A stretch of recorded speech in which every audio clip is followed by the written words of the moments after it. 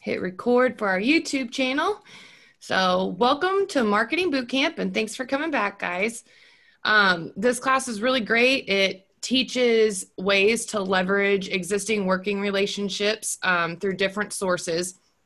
So one thing that I like to point out before I kind of get into the material of this class is, marketing is important, obviously, for our industry and your real estate business, but I don't want you guys to ever feel like you need to spend too much to market your business. So make sure to pay attention to any of the expenses that you're thinking about doing to market, and don't wear yourself thin as far as your financial side of things. So you may be surprised, but this class does a great job of also kind of going back to the basics.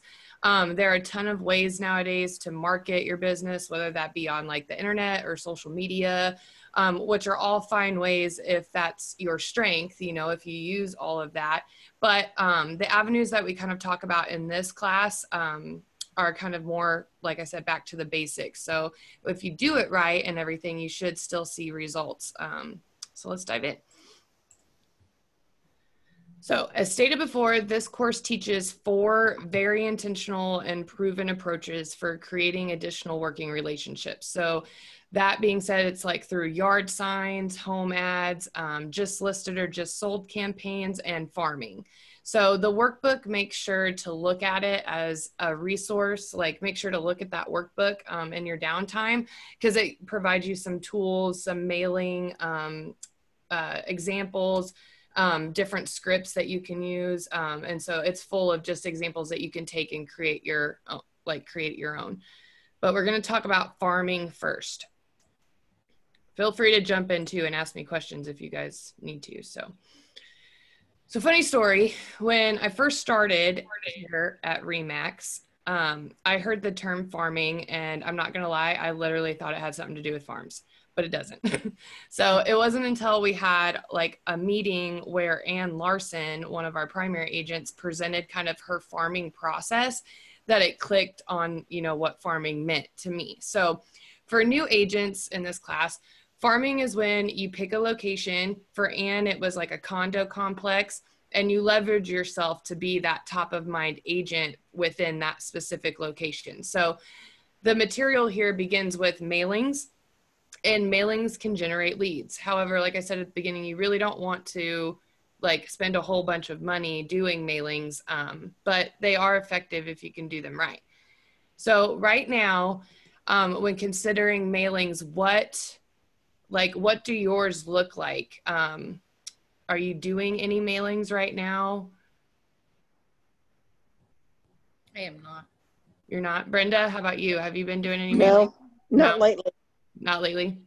Yeah, and that's fine. I mean, like I said, you can get really great results from mailings if you do them consistently. So the screen here just shows you like why you want to mail, what to mail, where to mail, and how to mail, and just making sure that not only are you doing a mailing, but that you're following up after you've done that mailing too. Have you guys used like the Design Center app and Max Center yet? Have you played around with it? I personally love Canva. That's where I go. I don't know if you guys know anything about Canva, but Canva is really awesome. You can create a lot of free content there and just print it and go. So was that just Canva, like canva.com? Yeah, canva.com, CANVA. And you can sign in to Canva like through your Google address as well. It just kind of links up, or your Facebook or whatever. But you can make anything in Canva. You can do a lot of really cool things in Design Center too. But the downfall with Design Center through our Max Center is some of the material that you could create, you might have to pay for. So you just have to pay attention to like what you're messing with and if there's a cost associated to it as you're creating it. Another important note that I wanted to include too is the less information that you put on a mailing piece or a card, the less information that it contains, it's more likely to be read. So I would say the more professional and eye-catching as well too, if you can make it kind of more colorful or things like that, people are more apt to like pay attention to it. So doing postcards and neighborhood update cards keeps you in that top of mind position. I like unsolicited envelopes are rarely open. So, you know, there's another basic to just doing like a postcard versus something that's in an envelope. Make sure that your cards look professional and have like a business image around them. What are some other things that you could do besides like a postcard or a letter?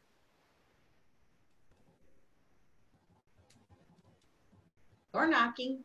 Internet. Door knocking, Facebook. Facebook. You could also do things like door hangers, magnets, I was maybe. going to ask you about that. Or Yeah.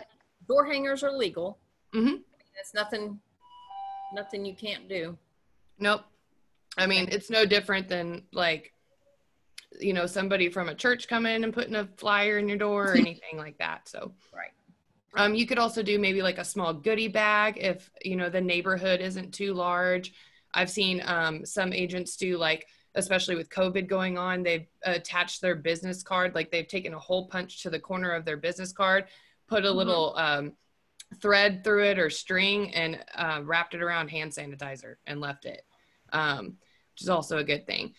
And Brenda, like you said, Facebook is also a good thing. You could even create, if you're working in a specific neighborhood, you could create a group for that specific neighborhood and you could post like anything that might be happening in that neighborhood. If it's like a condo complex, you could put like maybe their board minutes or information about their board meetings or HOA, just anything for that media group that you've created as well.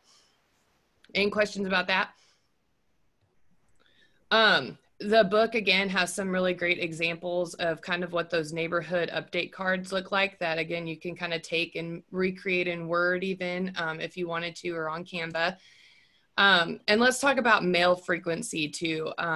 When you are going to do a mailing or even reach out to a neighborhood, you know, what frequency should you consider as far as how often you're touching them or following up?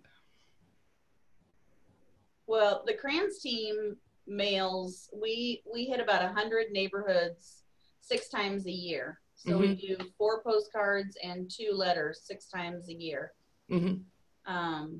Consistency, you mentioned that's really the key. You have to keep, whether you get anything back from a mailing or not, you have to keep hammering them. Yeah, consistency over time is absolutely right. It's an investment. It's a long-term investment.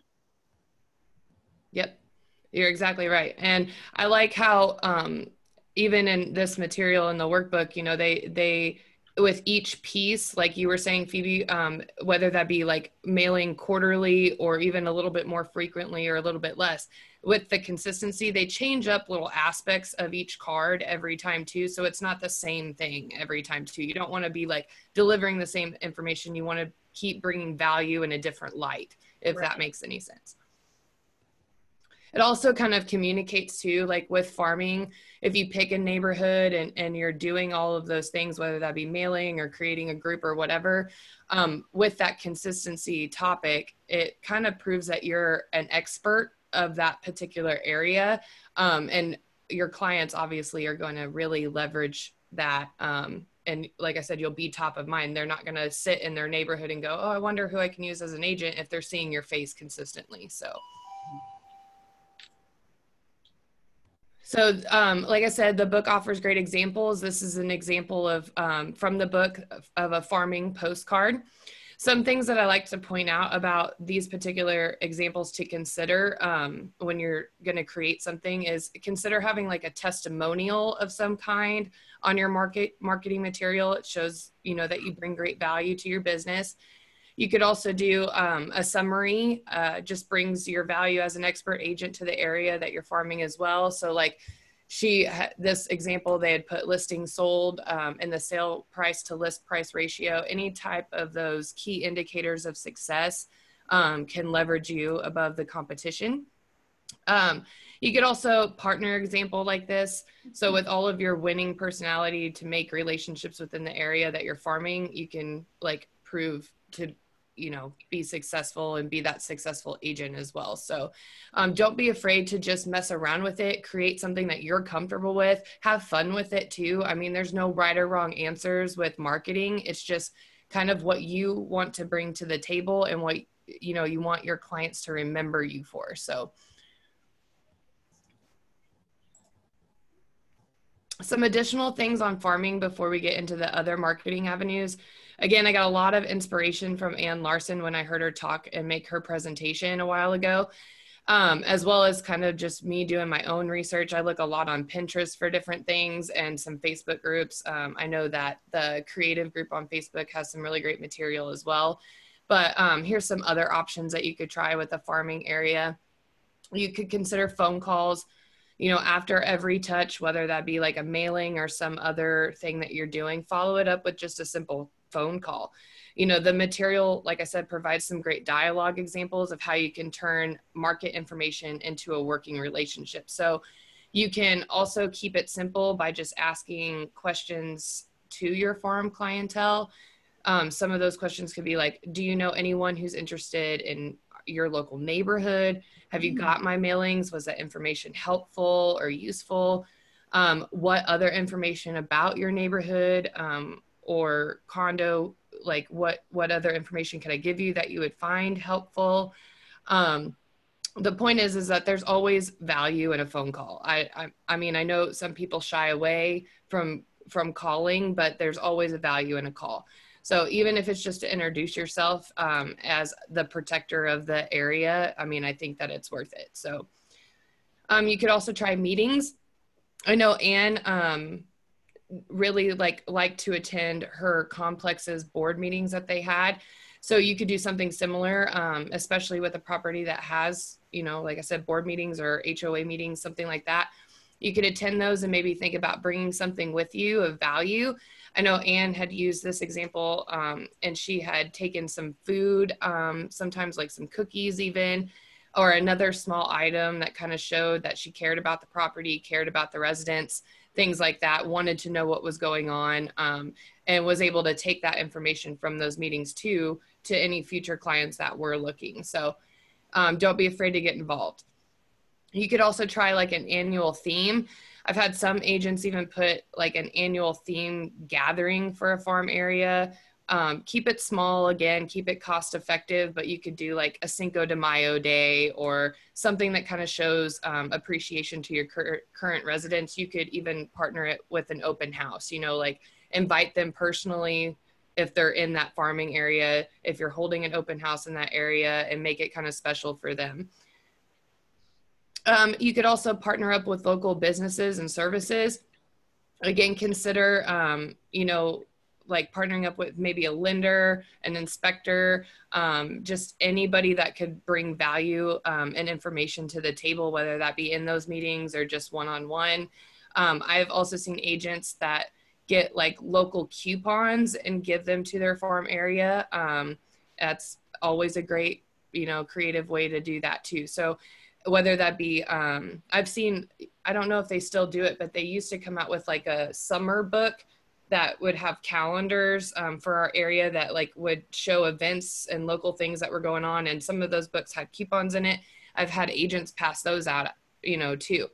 You can also partner with the Convention and Visitors Bureau because they put those lake guides and restaurant guides out, and you can always grab those everywhere as well and hand them out to your clients or your farming area. And then you want to, you know, keep it personal. You want to build relationships with those people in your farming area. So that's always an important thing. So, you know, like I said, keep it personal. I know Anne, she would say that she got real close with some of her condo folks and she would get something small for them every once in a while, or just to pop in and say hi and see if they needed anything. I know that those agents who are successful with farming, like Anne, would probably, you know, have taken COVID as an opportune time to, you know, go around, see if they need anything, like paper towels, toilet paper, hands, like anything like that. Just showing that you're still there, you're still top of mind, but you're not necessarily there concerned about their real estate needs. You're just there because you care. So some other cool things that you could do. And then, like I said, don't be afraid to go digital. you know, like I said, with that Facebook group, I've had some agents even do neighborhood websites because you can create websites fairly simple. I've seen it for subdivisions as well, not just neighborhoods. You could do a weekly newsletter, updating them about just fun things that are going on, local events. Maybe even ask some of like the surrounding neighbors, like if they're going to have a block party or something, you could pass that out for them. And like I said, social media groups. I have had an agent come to me the other day and tell me that they had started a neighborhood group like that and for their farming area. And they actually helped find like a lost pet. So because that agent had that Facebook group he had created, and then like a resident had posted and got their neighborhood involved and found the dog, like the agent actually sold their house like a year later just because that he helped find the animal. So again, you can use it as a resource for just that way of thinking too. But get creative, don't spend a lot of money. Do you guys have any other ideas, like cool ideas that you've seen or heard about as far as farming goes?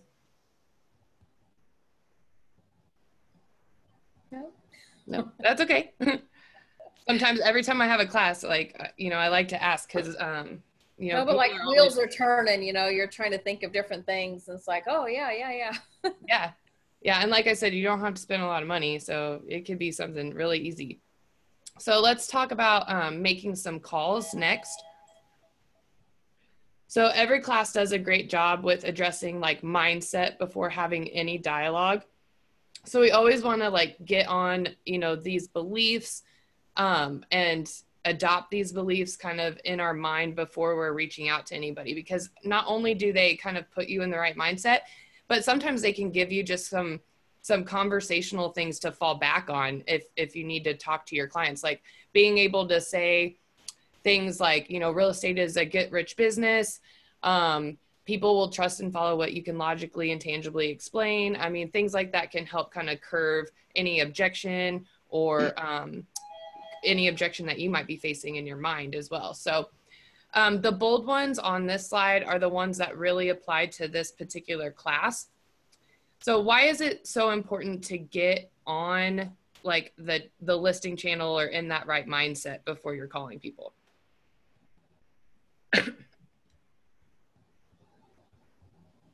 So you can get prepared. You could be engaged. You like to have a plan. Yeah, you got to have a plan. You got to be upbeat. You know, people like really like, you know, I don't want to say overly bubbly, but, you know, just a positive, I'm willing to help you kind of mindset. So being able to, you know, look at these, kind of get on that channel and then pick up the phone, it really does help. What are you kind of telling yourself before you make calls now? Lisa, have you made calls yet? I have a few that I've made, and it was just reaching out from referrals from some other friends and family of mine. So it was basically, you know, it was more of a personal, I made it more of a personal call. Yeah. You know, just introducing myself. Hey, I'm just reaching out to you because, you know, they told me that you may be looking. I'm here for you. If you want me to help you start looking and finding something that, you know, you're expecting, just give me some criterias and I'll help you, you know. So just kind of making it just relaxed. Yeah. Were you nervous before you made that initial call though? Not really. Not really. That's good. Yeah. Let's kind of look at a typical example of when someone calls. Typical agents, you know, they think the only goal of a property call is to provide information. So most do this hoping the answers given kind of meets what the needs of the caller, and are kind of disappointed upon realizing that they don't really meet those needs. So we don't want to just be information givers. We want to be information seekers. So the point of that is don't be typical. Don't be afraid to keep asking questions. The more questions that you can ask and get answers for, the more that you will be prepared to either overcome an objection of some kind or provide, even further information to whatever they're looking for. So the goal of an effective property call is to not only reveal information, but label exactly where the caller is in the home buying process. So when someone calls regarding a listing, your goal is to answer all of their questions to reveal the information, identify exactly where they are in the buying process, and then close and follow up accordingly. So if someone is calling you for information about property, chances are good that they're also calling other agents. So the way that you answer the phone and converse with your callers is a great opportunity to distinguish yourself from that competition. So when answering the phone, you want to sound, like I said, positive and upbeat. Callers must perceive that you're kind of sincere and want to help. When answering callers' questions, follow your answer with another question. This approach keeps you in control and the caller engaged. I know Jason, he's always like, oh, that's a great question. I'm so glad you asked. You know, you can even fall back on that particular wording if you want to. If the home meets the first three like callers' needs, move directly to the labeling phase by saying like, this home sounds like a great option for you. May I ask how you're going about finding your new home, and try to get into converting them as a buyer. And then just keep providing the caller with information and re-engage until you hear a no.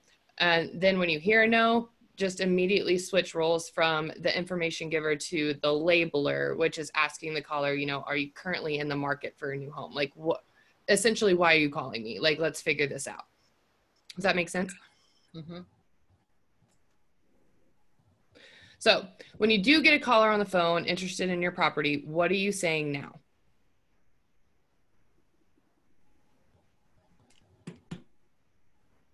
Haven't had that yet. Haven't had that yet? Nope. What do you think you would say? It doesn't have to be perfect. Nobody's perfect, right? Right.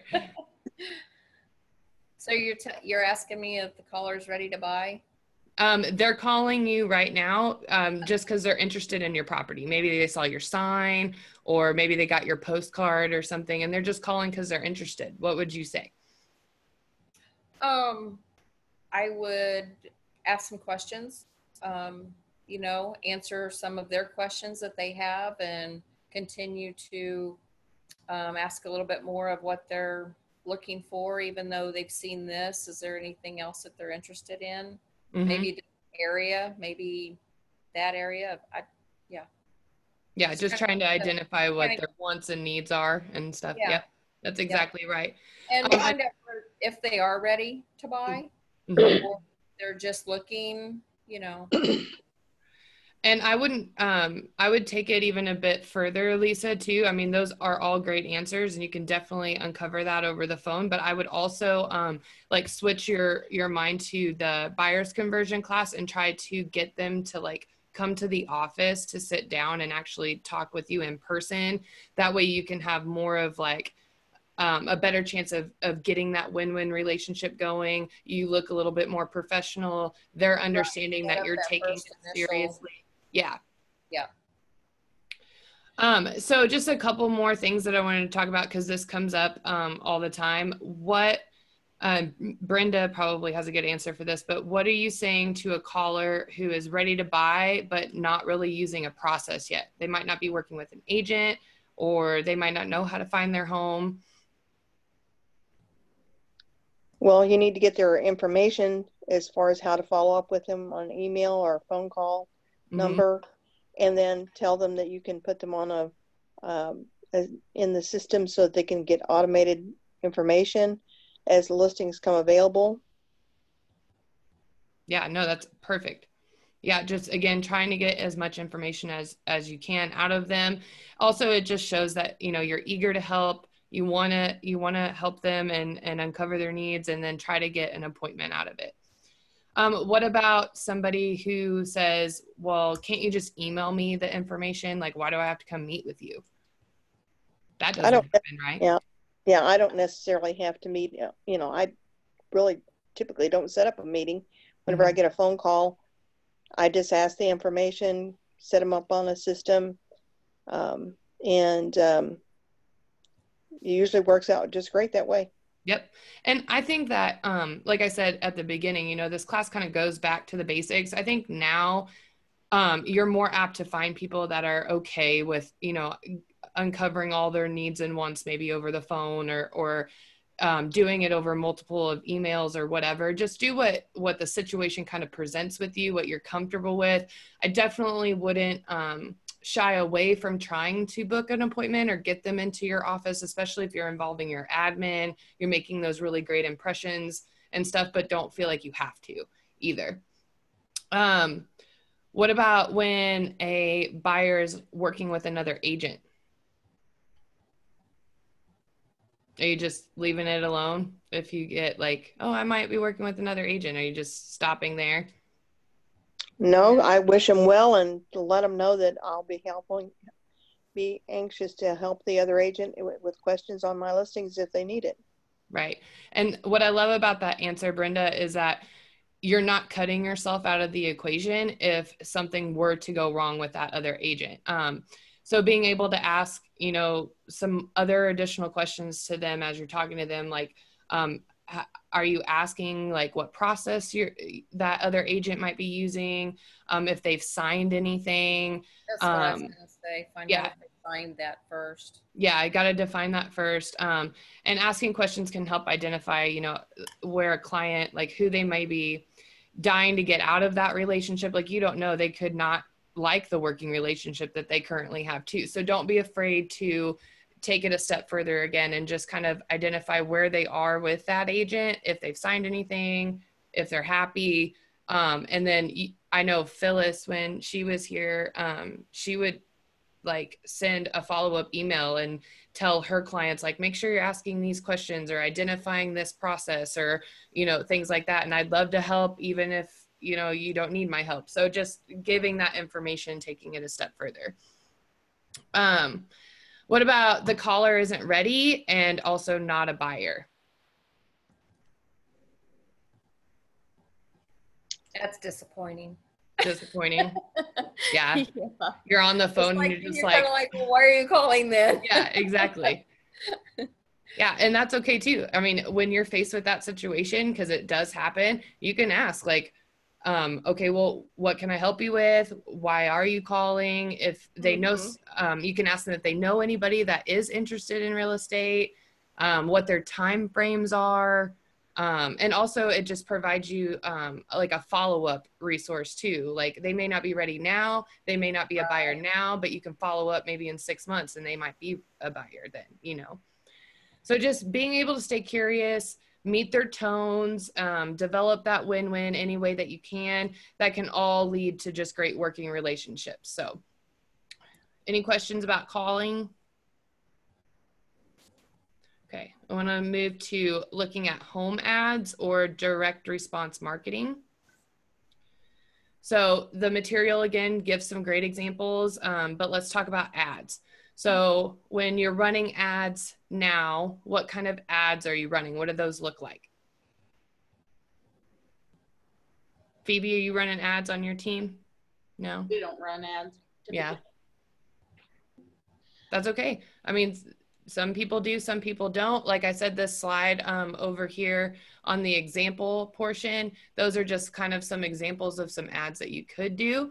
I think that I've seen kind of these particular examples more on Facebook, like agents creating it in Canva and just kind of posting it as a post. But that's essentially the same thing.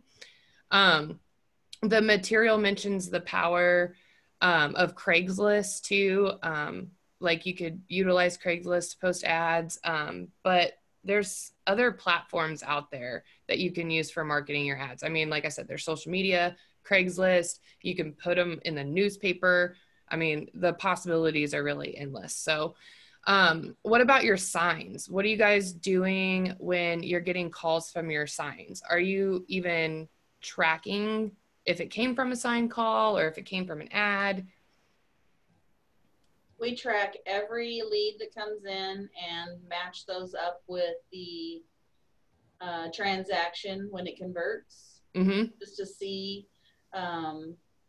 we, you go back to farming, we do a lot of farming, but we mostly court our previous clients.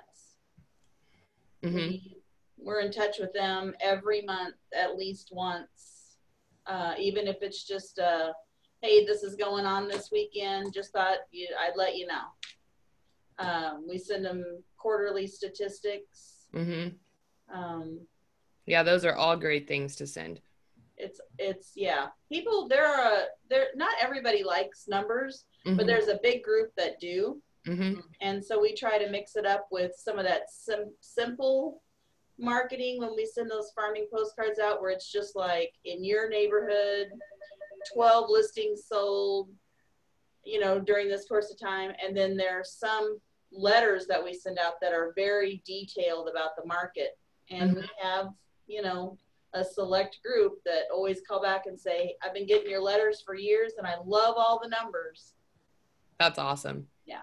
And I agree with you. I think that there are people that don't really appreciate it, but again, there's value in sending it to me. I mean, you should be trying to touch them. And if you identify that they don't particularly like, the long letters, but they appreciate another aspect of it, then just send them that other aspect that they like and cut out the letters. But the whole point is, if you guys aren't utilizing some sort of like tracking sheet or keeping track of where those calls are coming from, how they found out about you, or different things like that, then you're kind of doing yourself a disservice, especially with marketing, because like I said, every piece of marketing has an expense tied to it on some level, whether that be a minor expense or not. So if you can identify if your signs are working over a year's time versus how many calls that you've got, then keep your signs going if it was successful. But if you are doing mailings and you only got one call off of your 12 mailings that you did out of the year, maybe cut mailings out, and save yourself the cost. So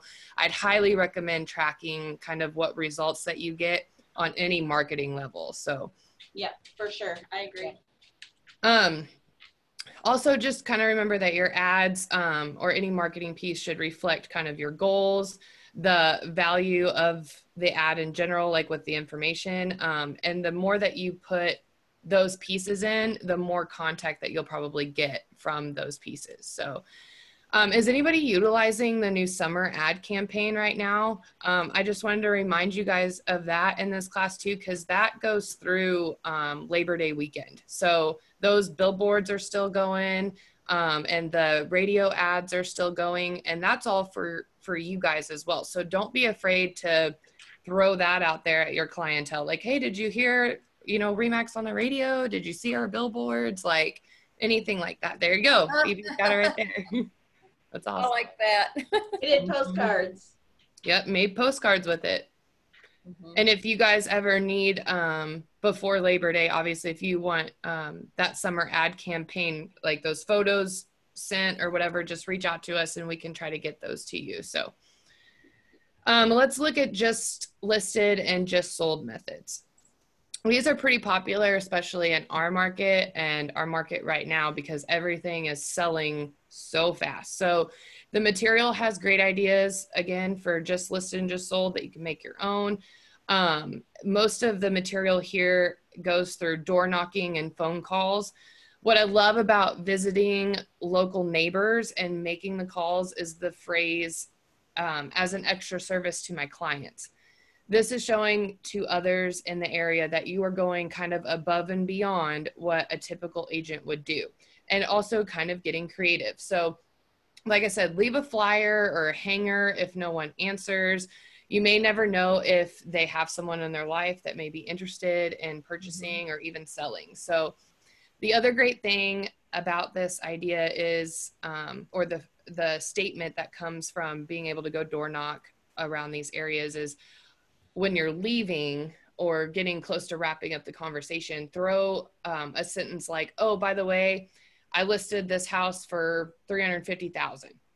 The reason that it's good to kind of put information like that out there is because people don't know what they don't know. And a lot of people don't realize what our market is doing or how things are priced. So being able to throw like, oh, by the way, this house is priced here, might result to that person that you're in front of going, oh, it's priced at $350.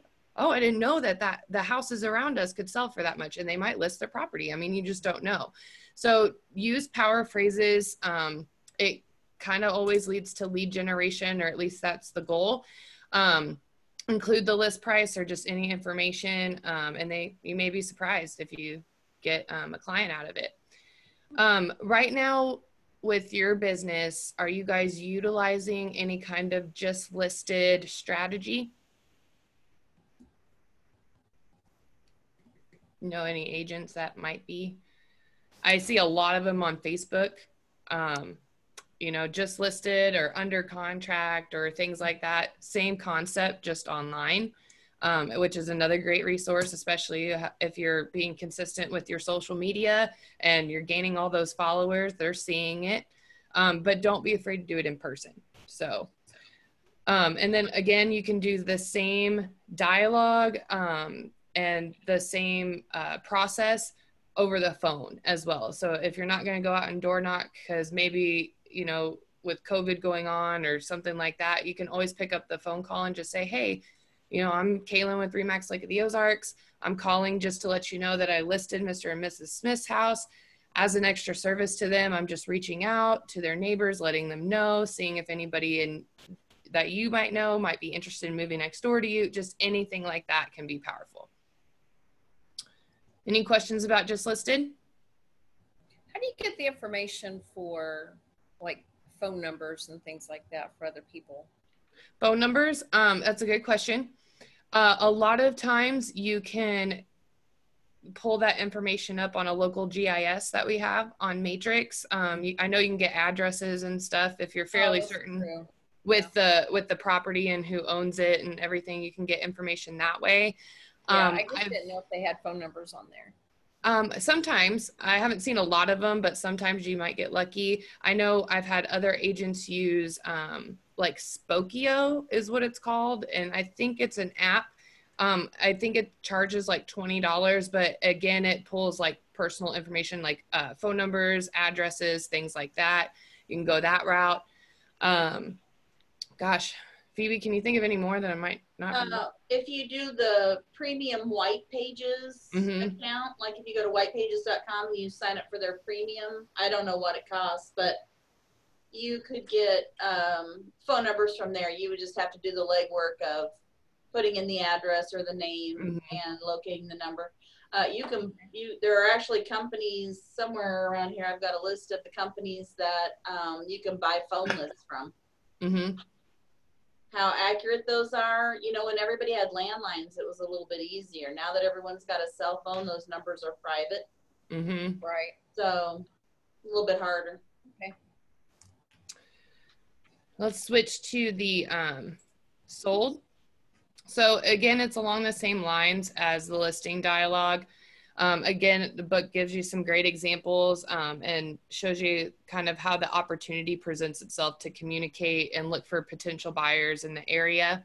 It also it provides value with price because the surrounding neighbors, like I said, again, they might not know the market. So, what's your just sold dialogue sound like? I mean, it could be the same thing, like, oh, I'm doing it as an extra service. You could post it on Facebook. You could do a video. The possibilities are endless. But another great idea with just sold campaigns is I've seen some agents do this with farming, and kind of the same dialogue or the process with a farm is to introduce the new owners to everyone through like a digital avenue you've created, whether that be a newsletter, Facebook group. You could even walk them around if they'd be willing to do that. So that's just another great idea of a just sold campaign, taking those clients and kind of familiarizing them with that farming area.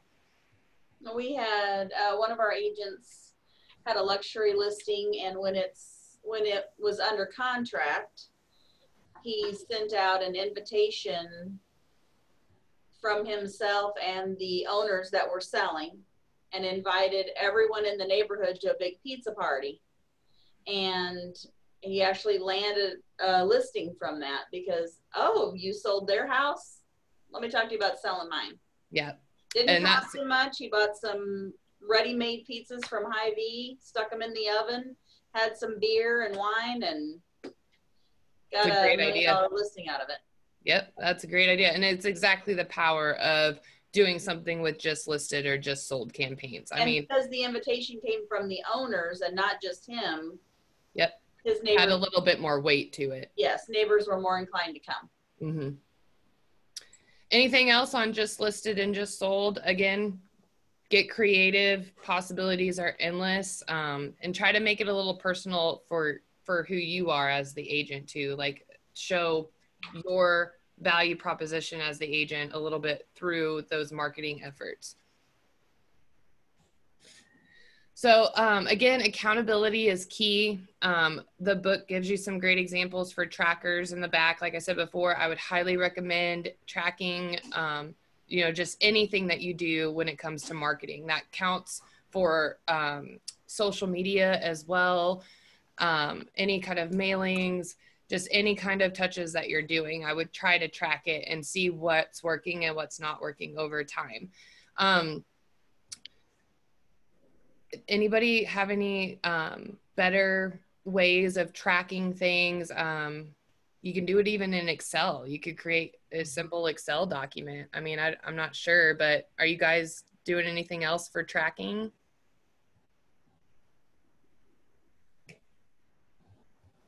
No?